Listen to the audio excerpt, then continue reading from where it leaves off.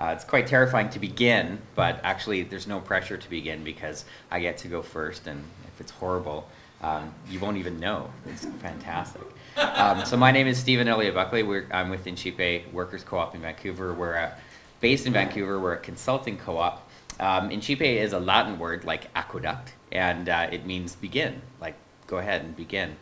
And it's pronounced INCiPE, in case you were wondering, and you can call it anything you want, but that's what we're going with. But we're only about a year and a half old, and we're about 6 or 7 people who've known each other for several years, writing on a political editorial blog that I've been running for 11 years.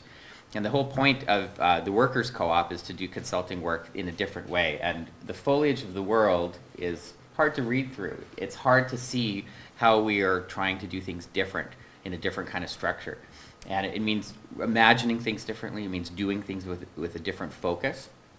And today we've been asked to talk about the strengths and hindsights and challenges of our own co-op. And since we're a consulting co-op, we actually are using our own experience in a kind of meta way in order to use our experiences and lessons to help our clients and organizations we work with.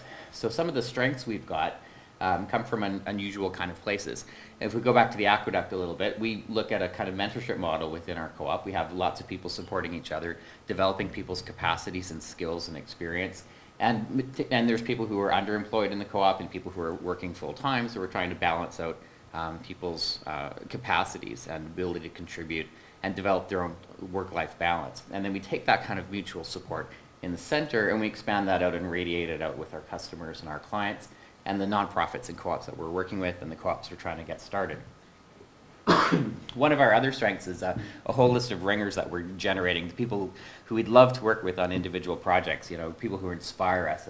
And these are the kinds of people who inspire us in our minds, people about democracy and thinking outside the box and food security and selflessness and things like that. So we have special people we're just looking for the right opportunity to work with.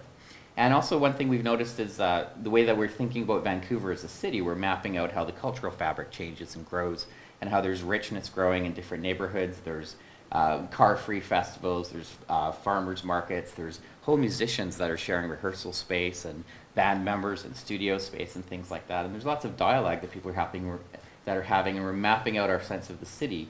And that's a bit of a strength too that we're finding. One of the hindsights that we're looking at being an extremely old co-op of 12 to 18 months now, that we're starting to look at, we don't have time to sort of stand like this and pause and look at how we're doing. So one of the things we need to do is to step back and think about what it is we're trying to do and how we actually work together as a group.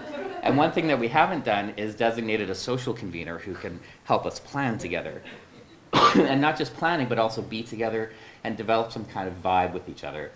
And part of the problem with doing that is that even though we're based in Vancouver, we're kind of spread around. And the people who form the co-op come from this political editorial website we've been running. But many of us just sort of met online, and we developed these relationships over the years. And so that presents a certain kind of challenge. And geographically, we're based in Vancouver. We've got people in Hamilton. It used to be Winnipeg, and now somebody's moved to Kitimat. Then one of our Vancouver people has moved to Auckland. So we're dealing with time zones, we're dealing with geography, and finding meaningful ways of working with each other. And working with each other in terms of having nice work-life balance, but also work-life, friends, family, neighborhood, community involvement, and organizing all of that so we can balance ourselves properly. And at the start, it's easy. We don't have a huge fall. But as we get better, we want to be able to fly and not be able to jump off balance beams and do miraculous things like this. And I don't think we're there yet, and that's okay, because we're only 12 to 18 months old. But eventually we're going to get to a place where it can be a little bit more self-reflective about building the kind of cohesion we need. And going back to Uncle Albert, one of the great things he talks about, individuals laboring in freedom. Workplace democracy is really important, and we started a consulting organization by choosing a co-op model because that's the kind of structure that we want that's going to support what we want to do. And again, going back to the aqueducts, all these things do is move little drops of water from one place to some place really far away. And they build on each other all the time, as I've said, but building requires arches. And arches require keystones, which are insanely amazing feats of gravity or physics or something, but these are stunning. In every situation, every relationship in a co-op, every relationship in an organization we're working with to help develop, every relationship between those organizations is all based on these little linchpins, things that hold things together, which brings us all the way back to beginning time. Now, this is the time to begin. It's time to, the daring to imagine, the daring to beginning. It's what INCiPE is all about. Thank you.